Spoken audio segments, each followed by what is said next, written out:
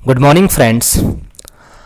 आज के इस वीडियो के माध्यम से हम एक काफ़ी फेमस उपन्यास राग दरबारी पे विशेष चर्चा करेंगे और चर्चा का क्रम जो होगा उस पर सबसे पहले हम उपन्यास की सारांश को देखेंगे, फिर पात्र परिचय, कुछ महत्वपूर्ण प्रश्नों को देखने के बाद लेखक श्रीलाल शुक्ल महोदय पे विशेष चर्चा करेंगे।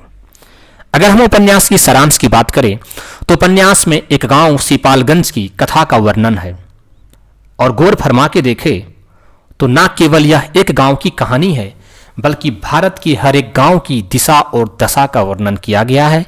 सीपालगंज गांव को केवल मोहरा बनाकर दिखाया गया है कहानी में कि कभी भारत की गांवें स्वच्छ हवाओं के लिए भ्रष्टाचार से मुक्त, छल कपट जैसी चीजें नहीं पाई जाती थी, लोगों के बीच में आपस में मेल मिलाप पाया जाता था। आज का जो गांव है उसमें शहरी कल्चर आ गया है और भ्रष्टाचार, राजनीतिक मुद्दे, छल कपट परिपूर्ण रूप से भरने लगे हैं। उपन्यास की शुरुआत होती है एक करेक्टर रंगनाथ का सीपालगंज आने से। अब सवाल यह था कि आखिर रंगनाथ सीपालगंज क्यों आता है। तो रंगनाथ में भी यह सुना था कि गांव की हवाएं स्वच्छ होती है, वहां स्वास्थ्य लाभ होता है, लोगों के बीच में काफ़ी मेल मिलाप होता है। तो रंगनाथ को लगता है कि हमने एमए कंप्लीट की है और अब हमें पीएचडी में शोध करनी है। तो शोध करने के लिए हमें एक ऐसे वातावरण की ज़रूरत है जहाँ की हवाएं स्वस्थ हो, जहाँ मुझे बाहर की किसी चीज़ को लेकर टेंशन ना हो, लोगों में मेल मिलाप हो। तो इन्हें गाँव की याद आती है और ऐसा ही सोचकर रंगनाथ सीपालगंज अपने मामा वेद जी के पास आता है। बट सच्चाई गाँव में आने के बाद पता चलती है रंगनाथ को कि उनके जो मामा वेद जी हैं, गांव में होने वाले जो भी प्रमुख घटनाएं हैं, जो भी छल कपट है, उसके पीछे का मास्टरमाइंड उसके मामा वेद जी हैं। इनके आने के बाद गांव में कुछ घटनाएं होती है, उन्हीं घटनाओं का वर्णन है उपन्यास में और उन्हीं घटनाओं को पढ़ना है। जिसमें एक घटना थी छंगामल इंटर कॉलेज की कहानी है, एक है लंगड़ की कहानी, एक कोऑपरेटिव यूनियन में सुपरवाइजर का जो गबन है इसकी कहानी है, एक दूरबीन सिंह की कहानी भी बताई गई है जो काफ़ी अच्छा करेक्टर है दूरबीन सिंह। एक प्रेम प्रसंग भी दिखाया गया है बेला और वेद जी की बेटी बद्री पहलवान का, जिसकी विवाह नहीं हो पाती है। और गांव में एक सभापति का चुनाव है जहां पे छल कपट से वो व्यक्ति चुनाव जीत जाता है जिसकी चुनाव जीतने की कोई उम्मीद नहीं थी। तो इन सारी जो घटनाएं हैं, इन्हीं घटनाओं पे विशेष चर्चा करनी है। छंगामल इंटर कॉलेज की अगर कहानी की बात करें तो इसमें दो गुट थे, जो टीचर थे वो दो गुटों में बटा हुआ था। जितने भी टीचर हैं दो गुट में बचे हुए हैं, जिसमें प्रिंसिपल जो है वो वेद जी के पक्ष में है, यानी वेद जी का जो पूरा हाथ है वो प्रिंसिपल पे है। और एक है भिखम खेड़वी, रामाधीन भिखम खेड़वी, उसका हाथ है खन्ना मास्टर पे। खन्ना मास्टर रामदीन भिखम खेड़वी के सपोर्ट में और वेद जी सपोर्ट कर रहे हैं किनका, प्रिंसिपल का। और वेद जी का जो गुट है वो पावरफुल गुट है, यानी वेद जी का ही चलती है पूरे गांव में। तो प्रिंसिपल छल कपट करने के बावजूद भी बच जाता है और जो खन्ना मास्टर है ईमानदारी पूर्वक, ऑनेस्टी पूर्वक शिक्षा देने के बावजूद भी फंस जाता है। और अंततः सीन ऐसा होता है कि वेद जी जो खन्ना मास्टर हैं उसको त्यागपत्र देने पे मजबूर कर देते हैं और खन्ना मास्टर को त्यागपत्र देना पड़ता है। यानी एक ऑनेस्ट ईमानदार मास्टर को स्कूल छोड़ना होता है और मोतीलाल जैसे मास्टर जो पढ़ाता नहीं है, कुछ भी नहीं पढ़ाता है, मास्टर के नाम पे, टीचर के नाम पे एक कलंक है, वो स्कूल में है। एक प्रिंसिपल जो केवल स्कूल के सारे पैसे को खाता है वो भी स्कूल में है। बट ऑनेस्टी, ईमानदारी खन्ना मास्टर की काम नहीं आती है और उसे स्कूल छोड़ने पे मजबूर हो जाता है। यानी यहाँ पे भी दिखाया गया है कि ईमानदारियों की कोई गुंजाइश नहीं है, जिंदगी को गुजारने के लिए गुजारा जा सकता है बट छल कपट के साथ अगर आप मिलके नहीं चलते हैं तो आपको दर दर ठोकरें खानी पड़ती है। एक लंगर की कहानी है जहां लंगर जो है अपने तहसील की दस्तावेज लेने की कोशिश करता है और बार बार नकल बाबू से मिलता है, बट नकल बाबू एक ही चीज़ की मांग करती हैं और वह है आज के ज़माने का सबसे फेवरेट चीज़, रिश्वत। बट लंगर रिश्वत देने को तैयार नहीं है। वो कहता है कि भारत को आज़ादी मिली है, बापू ने आज़ादी दिलाई है, हम जो नकल लेंगे वो बिना रिश्वत को लेंगे। बट लास्ट तक लंगड़ बाबू दौड़ता रह जाता है, थकता रह जाता है, बट कभी भी लंगड़ नकल बाबू से दस्तावेज नहीं ले पाता है। यानी उपन्यास के अंत तक दस्तावेज की प्राप्ति लंगड़ को नहीं होती है। एक तीसरी जो कहानी है कोऑपरेटिव यूनियन में, जिसका अगर मेन बिग बॉस की बात करें तो वेद जी ही है। और वेद जी के ही सपोर्ट से जो मैनेजर हैं कोऑपरेटिव यूनियन का, वो गेहूं को ले जाता है गला मंडी और ट्रक से भरे गेहूं को बेच देता है और सारे पैसे लेकर भाग जाता है। पैसा वेद जी के खाते में भी आता है, यानी वेद जी को भी प्राप्त होता है, लेकिन वेद जी सामने नहीं आता है, वो छुप के रहता है, यानी पीछे का मास्टरमाइंड बना रहता है वेद जी। और पूरे गांव में यह बताया जाता है, जो कोऑपरेटिव यूनियन के सदस्य हैं उनको यह बताया जाता है कि मैनेजर ने पैसा लेके फरार हो गया। एक और जो कहानी है दूरबीन सिंह की, यही परोपकारी व्यक्ति है पूरे गांव में, यानी बुरे में भी कुछ अच्छाइयां होती है। वही दिखाया गया है कि पूरे गांव में बुराइयां तो चल रही थी, पर वहां एक दूरबीन सिंह जैसा भी करेक्टर है, दूरबीन सिंह जैसा करेक्टर है जो गांव में होने वाली बुराइयों से थोड़ा सा विपरीत काम करता है। यानी जो बड़े बड़े पैसा वाले लोग हैं उसको वो लूटता है, जो छल कपट से पैसा लूट रहा है उसको दूरबीन सिंह लूटता है। यानी फिल्मी स्टोरी में दिखाया गया है कि दूरबीन सिंह छल कपट पैसा वाले को लूटता है और उन पैसे को गरीबों में बांट देता है। एक था जातिवाद का प्रेम प्रसंग, यानी बेला जो है उसको वेद जी के बड़े बेटे बद्री पहलवान से, मतलब कह सकते हैं आप, प्यार है। और बेला शादी से पहले प्रेग्नेंट भी हो जाती है, बट दोनों की कास्ट एक ना होने की वजह से वेद जी अपने आप को बहुत पावरफुल समझते थे कि मेरे बेटे का विवाह बेला जैसे लड़की से नहीं हो सकती है, छोटी जात से लड़की से नहीं हो सकती। इस सब चीज़ों को लेकर वेद जी शादी को तैयार नहीं होते हैं और लड़की का बाप भी शादी को तैयार नहीं होता है। तो दोनों मिलकर इस निर्णय पे पहुंचते हैं कि फाइनली बेला की शादी कहीं और होती है और बद्री पहलवान से नहीं होती है। तो यह भी अधूरा रह गया। मतलब ये चीजें हैं दोस्त कि यहाँ पे इंसान को शिक्षा तो मिल रही है, लोग पढ़ तो रहे हैं, बट अभी भी बिहेव जो उनका है वो एक इंसान की तरह नहीं है। इंसान है तो इंसान की तरह सोचिए। और एक जो कहानी है गांव में सभापति चुनाव की, सभापति का चुनाव होना होता है। चुनाव तो नहीं होना था, लेकिन वेद जी चुनाव करवाना चाहते हैं। कारण यह था कि जो सभापति था वो भिखम खेड़वी का चचेरा भाई वगैरह था, तो वह व्यक्ति वेद जी के सपोर्ट में नहीं था और वेद जी चाहते थे कि सभापति भी मेरा ही कोई आदमी हो। इसलिए चुनाव की घोषणा होती है, चुनाव कराया जाता है और चुनाव में जो बढ़िया व्यक्ति था रामदीन का चचेरा भाई वगैरह, उसको जीतने की उम्मीद थी, बट वो नहीं जीतता है और वेद जी का चमचा शनिचर छल कपट और वेद जी के सपोर्ट से जीत जाता है। तो यही सब कुछ प्रमुख चर्चाएं थी इस उपन्यास में। और जब इन सारी घटनाओं को देखता है रंगनाथ, कोशिश भी करता है, ट्राई भी करता है कि कुछ ना कुछ किया जाए, बट रंगनाथ कुछ कर नहीं पाता है। फाइनली रंगनाथ को लगता है यह गांव उसके लिए उचित नहीं है और वापस रंगनाथ वेद जी के घर से लौट जाता है अपने घर और यहाँ पे उपन्यास की समाप्ति होती है। दोस्त उपन्यास तो काफ़ी लंबी थी और अगर हम पूरे उपन्यास की चर्चाएं विस्तार पूर्वक करते तो 5 से 7 मिनट में ख़त्म नहीं हो पाता दोस्त। और अगर विशेष पढ़नी है तो आप PDF वगैरह को देखकर पढ़ सकते हैं। बाकी जो स्टोरी मेन थी वो हमने आपको बता दिया। अब हम चलते हैं पात्र परिचय पे। पात्र परिचय को देखने के बाद फिर हम कुछ प्रश्न को देख लेंगे, तब जाकर हम लेखक श्रीलाल शुक्ल पे विशेष चर्चा करेंगे। तो आइए देखते हैं पात्र परिचय। उपन्यास का जो प्रमुख पात्र एक है उसमें है रंगनाथ। रंगनाथ उपन्यास का मुख्य पात्र है। वह स्वस्थ लाभ के लिए अपने मामा वेद जी के गांव सीपालगंज आता है और इतिहास विषय से MA के बाद PhD का शोध कार्य कर रहा है।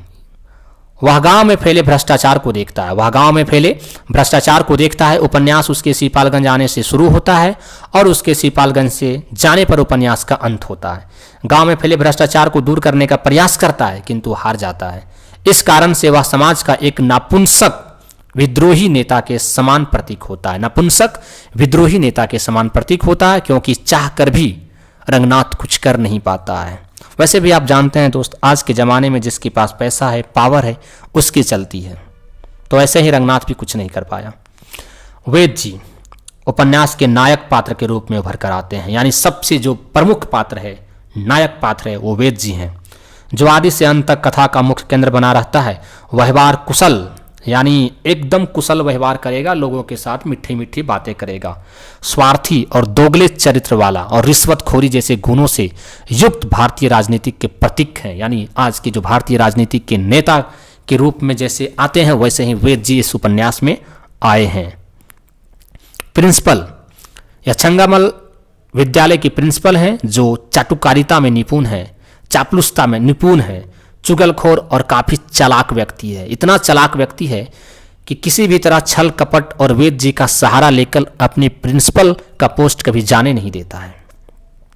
एक है शनिचर जिसका मूल नाम है मंगलदास। शनिचर जिसका मूल नाम है मंगलदास, और ये जो शनिचर है वो वेद जी के यहाँ दरबार लगा करता था।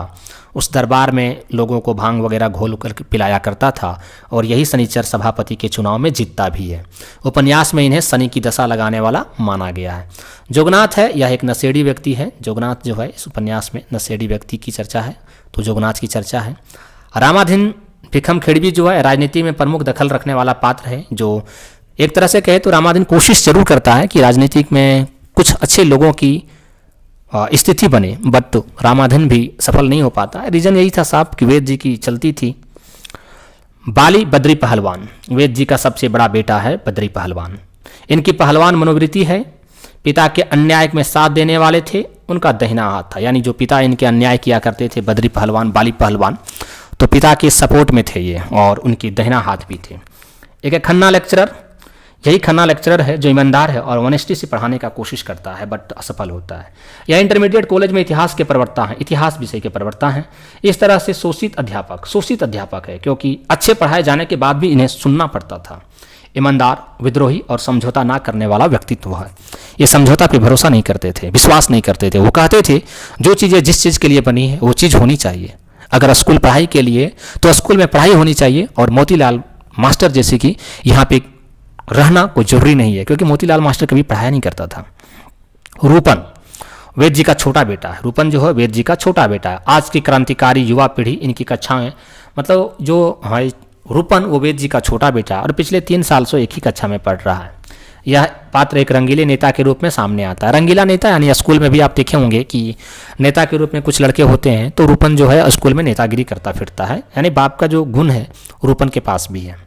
गयादिन एक करेक्टर है जो आत्मकेंद्रित समझौतावादी व्यक्ति बताया गया है और यही गयादिन बेला की पिता है। बेला जो लड़की है उसका पिता है और यह व्यक्ति जो है उलझता नहीं है किसी भी मामले में उलझता नहीं है। खन्ना मास्टर भी शिकायत करता है बार बार गयादिन को कि आप कुछ इस पे निर्णय लीजिए, बताइए, पर गयादिन कुछ नहीं कहता है। वो नॉर्मली सब चीज़ में कहता है होना है होता रहता है, चलो कोई बात नहीं, अपनी माइंड को शांत रखो, और ये समझौता करने पे विश्वास करता है, जबकि ज़्यादा विद्रोह नहीं करता है, क्योंकि गयादिन को ये पता है कि जिसके विरोध आप जाने को कह रहे हैं उसकी चलती है, उसके विरोध हम लोग जाकर भी कुछ नहीं कर सकते हैं।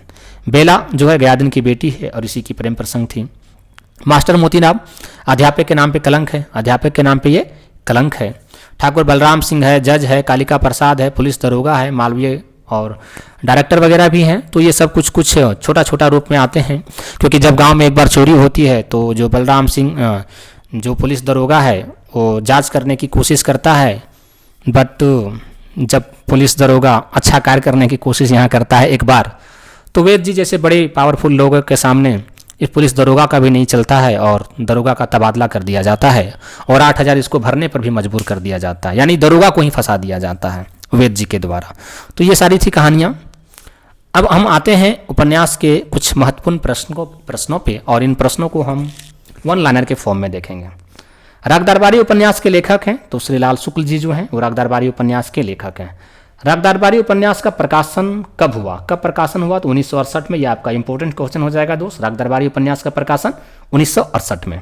राग दरबारी उपन्यास में कुल कितने अध्याय हैं? तो 35 अध्याय का जिक्र है। टोटल 35 अध्याय हैं इस उपन्यास में।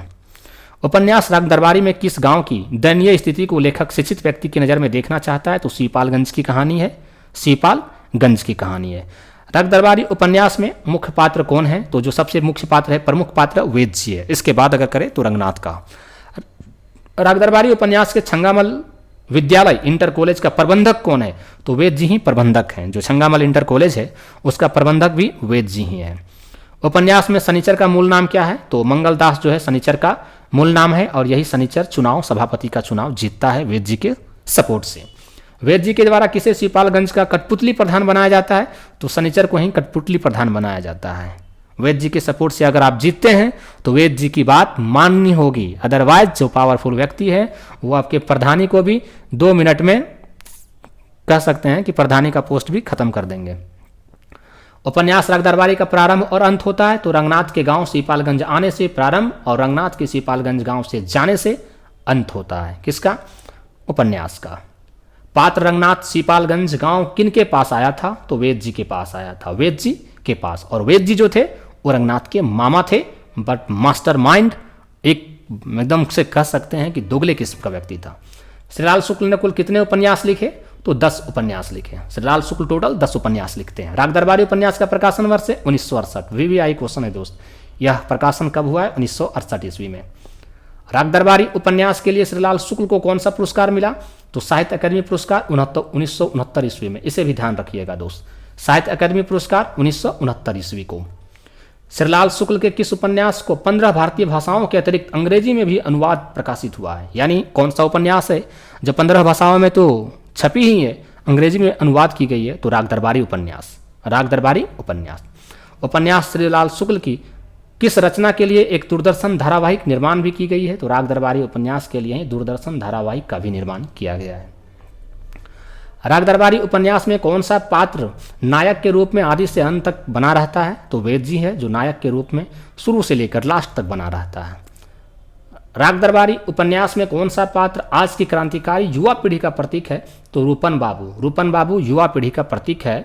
या रूपन बाबू जो है ना, गलत चीज़ों को देखता है ना तो अपने बाप के भी विरोध जाता है कि नहीं ये चीज़ सही नहीं है, बट इसका बाप जो है ना वेद जी, वो बोलते हैं जाओ मैं तुम्हें अपने जमीन जायदाद से भी बेदखल करता हूँ, तुम मेरा बेटा नहीं है। ऐसी बातें भी होती है उपन्यास में। राग दरबारी उपन्यास में किस गांव का उल्लेख है? तो सीपालगंज गांव का उल्लेख है। सीपालगंज गांव का उल्लेख है। राग दरबारी उपन्यास में रूपन बाबू और बद्री पहलवान किसके पुत्र हैं? तो दोनों के दोनों वेद जी के पुत्र हैं, जिसमें बद्री पहलवान बड़ा बेटा है और रूपन बाबू छोटा बेटा है। बट रूपन बाबू एक ही विद्यालय में 3 साल से पढ़ रहा है। राग दरबारी उपन्यास का कथानक कितने परिच्छेदों में विभाजित है? या राग दरबारी उपन्यास में कितने अध्याय हैं?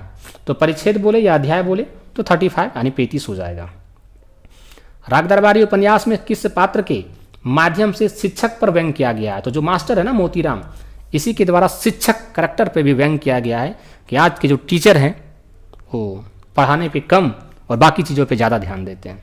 राग दरबारी उपन्यास के पात्र वेद जी के चरित्र की विशेषता क्या है? तो वेद जी व्यवहार कुशल हैं, यानी मीठी मीठी बातें बोलते हैं, कुशल व्यवहार करते हैं लोगों के साथ, बट दोहरा चरित्र है। उसके पीछे का एक और चरित्र है, रिश्वतखोर भी है। श्रीलाल शुक्ल के राग दरबारी उपन्यास में कौन सा पात्र रंगीले नेता के रूप में हमारे समझ आता है? तो रूपन बाबू जो है वेद जी का जो छोटा बेटा है वही रंगीले नेता के रूप में हम सामने आता है। राग दरबारी उपन्यास में नौजवान रंगनाथ किस विषय में शोध करना चाहता है? तो इतिहास विषय में शोध करना चाहता है। राग दरबारी पाठ के आधार पे बताइए कि रंगनाथ के मामा का क्या नाम था? तो रंगनाथ के मामा का नाम था वेद जी। वेद जी। राग दरबारी उपन्यास में छंगामल इंटर कॉलेज की किस योजना के तहत खुलने वाले 1000 कॉलेजों का प्रतिनिधित्व करता है? तो पहला पंचवर्षीय योजना जो था, इसी योजना के तहत विश्वविद्यालय की भी स्थापना हुई थी। राग दरबारी में लुच्चों का अड्डा कहाँ बनता था? लुच्चों का अड्डा छंगामल इंटर कॉलेज को लुच्चों का अड्डा बना दिया गया था। जो इंटर कॉलेज था जहाँ पढ़ाई होनी थी वहाँ लुच्चों का अड्डा बना रहता था। यही सब चीज़ों को लेकर तो खन्ना मास्टर ने विरोध किया था, बट खन्ना मास्टर को स्कूल से भी निकाल दिया गया। राग दरबारी उपन्यास के आधार पर बताइए कि जब रूपन बाबू 18 वर्ष के थे तब थे स्थानीय कॉलेज में कितने कक्षा पढ़ते थे? 10वीं कक्षा में।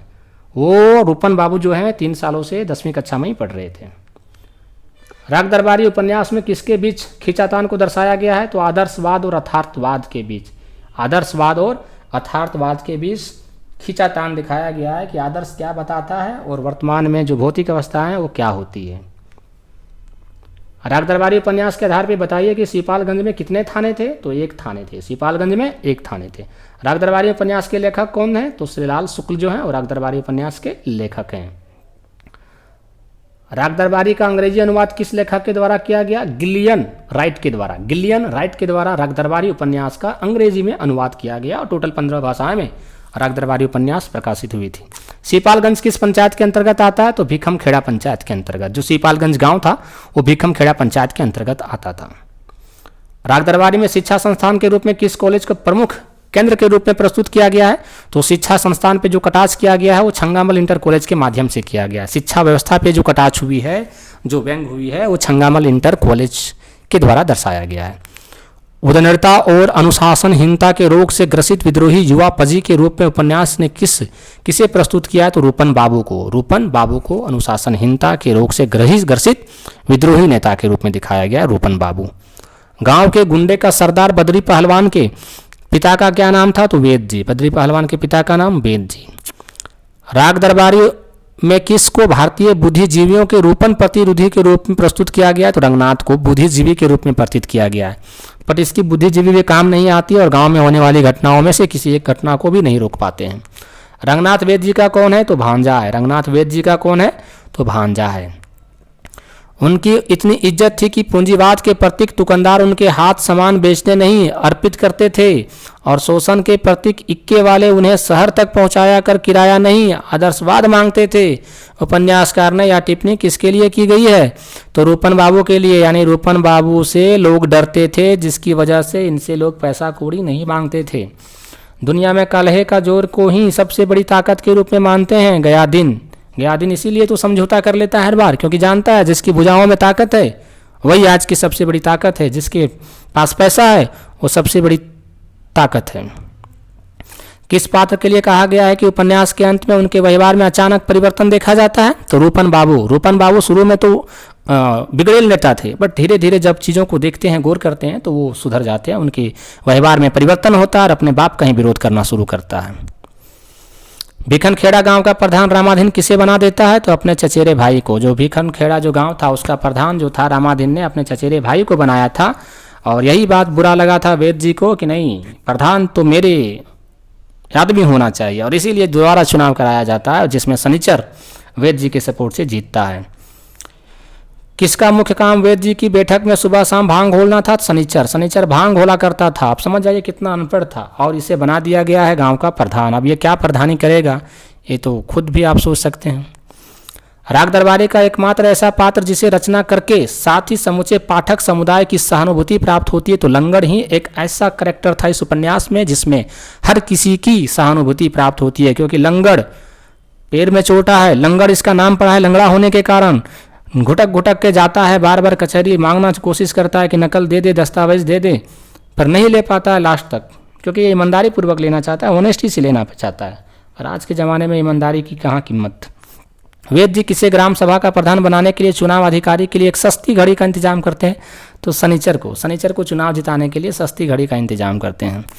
किसके माध्यम से उपन्यासकार ने भारतीय न्याय व्यवस्था को अर्थात को प्रस्तुत किया? तो लंगड़ के व्यवस्था से दिखाया गया है कि भारतीय न्याय व्यवस्था आज के समय में क्या है।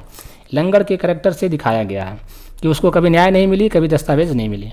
प्रिंसिपल साहब किसकी बैठक में नित्य उपस्थिति होकर उनकी चापलूसी करते थे? तो वेद जी की जो बैठक होती थी, जो दरबार लगती थी, उसी में प्रिंसिपल साहब बैठते थे और चापलूसी किया करते थे, क्योंकि प्रिंसिपल को पता था अगर वेद जी का सपोर्ट मेरे पास है तब तक मुझे प्रिंसिपली के पोस्ट से कोई हटा नहीं सकता है। राग दरबारी उपन्यास में अध्यापकों पर कौन सा मुकदमा किया गया? तो 107 का मुकदमा अध्यापक पर कर दिया गया था। जो खन्ना मास्टर है ना, उस पर 107 का मुकदमा कर दिया गया था। फाइनली इसे त्यागपत्र भी देना पड़ता है। आम अध्यापक समुदाय के प्रतिनिधि पात्र कौन है? तो खन्ना मास्टर जो है आम अध्यापक के प्रतिनिधि हैं, यानी आम अध्यापक के तौर पे आते हैं।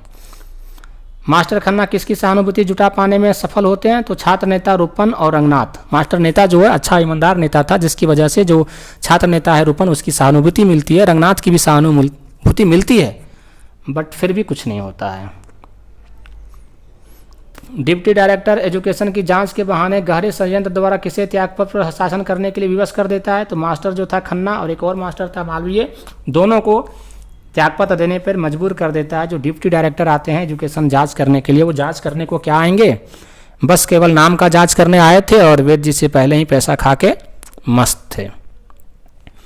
उपन्यास में गांव के असामाजिक तत्वों के प्रतिनिधि के रूप में किसे दर्शाया गया? तो जोगनाथ को असामाजिक तत्वों के प्रतिनिधि के रूप में दिखाया गया, क्योंकि जोगनाथ जो है शराब वगैरह भी पीता है और चोरी चमारी भी करता है।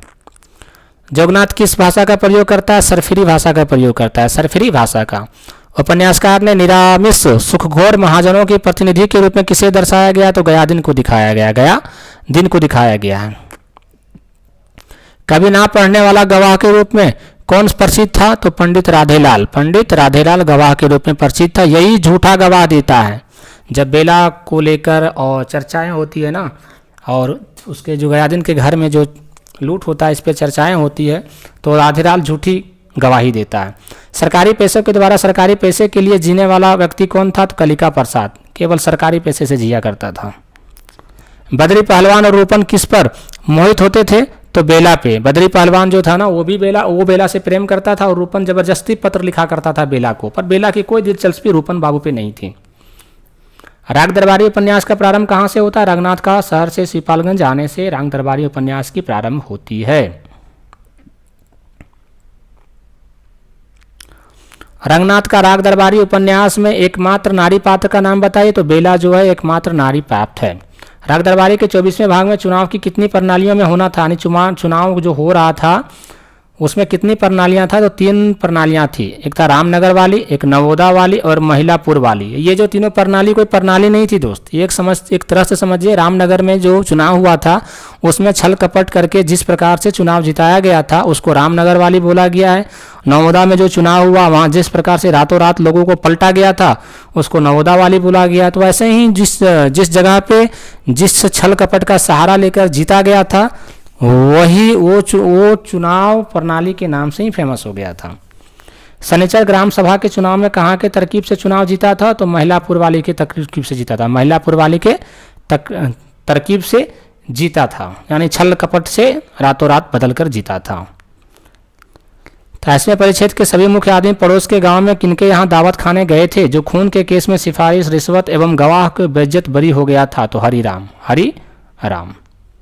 श्रीलाल शुक्ल को ज्ञानपीठ पुरस्कार किस रचना के लिए प्राप्त हुआ है? यानी श्रीलाल शुक्ल जो है उनको ज्ञानपीठ पुरस्कार भी मिला है। किस रचना के लिए? तो विश्रामपुर का संत के लिए। राग दरबारी किस कोटि का उपन्यास है? व्यंग प्रधान, राजनीति और सत्ता या समाज बात कह के किसी विशिष्ट इंगितों की ओर इशारा करने वाला व्यंग प्रधान, यानी व्यंग नाटक है। बस इतना ही ध्यान रखिए दोस्त। राग दरबारी के लिए सही कथन क्या है? आदर्शवाद और यथार्थवाद के बीच में टकराव। जो आदर्श होता है और जो वर्तमान की स्थिति है उसके बीच में ही टकराव को दिखाया गया था। राग दरबारी के एकमात्र नायिका पात्र क्या थी? तो बेला नायिका पात्र है। राग दरबारी का नाटक रूपांतर रंगनाथ की वापसी नाम से किसने किया? तो गिरीश रस्तोगी ने रंगनाथ की वापसी के नाम से राग दरबारी उपन्यास का रूपांतरण किया है। राग दरबारी बड़ी ऊब का महाग्रंथ है और इसका अपठित रह जाना ही इसकी नीति है। किस पत्रिका में छपन था? कथा एक पत्रिका है उसमें छपा था। राग दरबारी के यथार्थ चित्रण की कथा भंगिता को व्यंग लीला किसने कहा? तो नित्यानंद तिवारी ने। क्या कहा है? राग दरबारी के यथार्थ चित्रण की कथा भंगिता का व्यंग लीला नित्यानंद तिवारी। राग दरबारी द्वारा प्रस्तुत असलियत का सामना हमारे समाज का बुद्धिजीवी वर्ग नहीं कर पा रहे हैं। धर्मयुग पत्रिका में प्रकाशित आलोचना किस आलोचक की है? तो परमानंद श्रीवास्तव ने धर्मयुग की पत्रिका में यह बताया है कि जो हमारे बुद्धिजीव हैं वो आज की असलियत का सामना ही नहीं कर पा रहे हैं, क्योंकि आज के ज़माने में हर किसी को अपने से मतलब रह गया है दोस्त।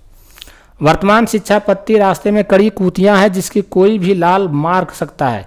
यह कथन की उपन्यास का है? तो राग दरबारी का। लेक्चर का मजा तो तब है जब सुनने वाला भी समझे में बकवास कर रहा है और बोलने वाला भी समझने में बकवास कर रहा है। यह कथन किस उपन्यास की है? तो राग दरबारी की है। राग दरबारी उपन्यास में यह कथन कहा गया है। हृदय परिवर्तन के लिए रौब की जरूरत होती है और रौब के लिए अंग्रेजी के यह कथन किस उपन्यास का है? तो राग दरबारी का। हृदय परिवर्तन के लिए रौब की जरूरत होती है। गलियों का मौलिक महत्व आवाज की ऊंचाई में है। यह कथन किस उपन्यास का है? तो राग दरबारी का। गलियों का मौलिक महत्व आवाज की ऊंचाई में है तो राग दरबारी का है।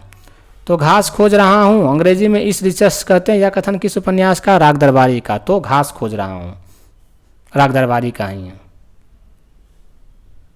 स्टेशन बेगम से एक असफरनुमा चपरासी और चपरासी नुमा अफसर उतरे। यह कथन किस उपन्यास का है? तो यह भी राग दरबारी उपन्यास का है।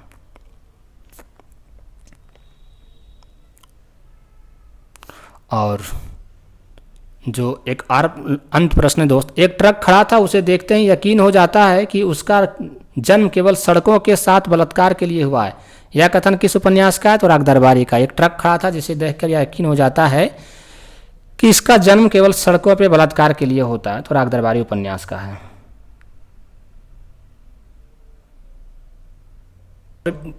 कुछ और भी प्रश्न हैं दोस्त।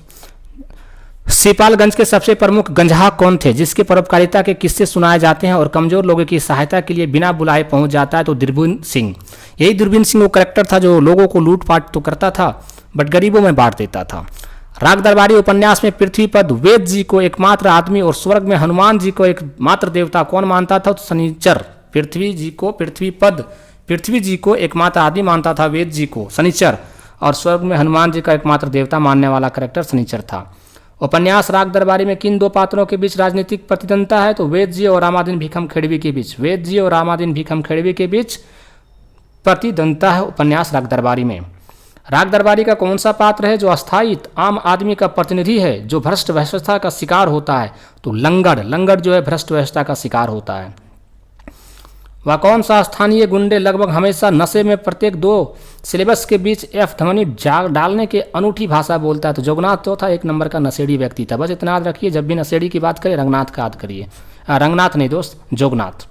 रंगनाथ शहर से सीपालगंज आने में अपने मामा जी के पास कितने महीने के लिए छुट्टी बिताने आया था? तो 5 से 6 महीना के लिए छुट्टी बिताने आया था, और गाँव की जो दशा दुशा देखी तो इसे वापस भी जाना पड़ गया। राग दरबारी में किस गाँव का समग्र चित्रण हुआ है? तो सीपालगंज का समग्र चित्रण दिखाया गया है। राग दरबारी उपन्यास में पात्र रामाधीन भीखम खेड़वी कौन सा व्यापार करता था? तो अफीम का व्यापार करता था। रामाधीन जो भीखम खेड़वी है वो अफीम का व्यापार किया करता था। सीपालगंज से लगभग 5 मील की दूरी पे एक मेला लगता था। यह मेला कब मनाया जाता? तो कार्तिक पूर्णिमा के दिन में। 5 मील की दूरी पे सीपालगंज से एक मेला लगता था कार्तिक पूर्णिमा के दिन। राग दरबारी में किस पात्र को स्थानीय गुंडे के रूप में वर्णित किया गया है? तो जोगनाथ को स्थानीय गुंडे के रूप में वर्णित किया गया है। राग दरबारी उपन्यास किस विधा की रचना है? तो उपन्यास विधा की रचना है राग दरबारी। उपन्यास विधा की रचना है तो राग दरबारी। इस तरह से हम लोगों ने दोस्त सारांश, पात्र परिचय और कुछ प्रश्नों को देखा। अब हम लेखक परिचय को देखते हैं। राग दरबारी उपन्यास के जो लेखक हैं श्रीलाल शुक्ल, इनका जन्म 31 दिसंबर सन 1925 ईस्वी को होता है। 31 दिसंबर सन 1925 ईस्वी को। जन्म स्थान जो है लखनऊ के पास अतरौली, लखनऊ के पास एक गांव है अतरौली, वहीं पे श्रीलाल शुक्ल का जन्म 31 दिसंबर 1925 को होता है, और निधन इनका 28 अक्टूबर 2011 को होता है। 28 अक्टूबर 2011 को निधन होता है। इनके जीवन काल में बहुत सारी कृतियां हुई है और इन्होंने बहुत सारी कृति लिखी है, जिनमें कुछ जो प्रमुख कृति है उसको देखते हैं। उपन्यास में एक सूनी घाटी का सूरज इनका काफ़ी फेमस है, और अज्ञातवास। सूनी घाटी का सूरज और अज्ञातवास इनकी काफ़ी बड़ी उपन्यास, फेमस उपन्यास है। और राग दरबारी तो आप जान ही रहे हैं, ये भी है। कुछ और भी है, आदमी का जहर, सीमाएं टूटती है, मकान, पहला पड़ाव।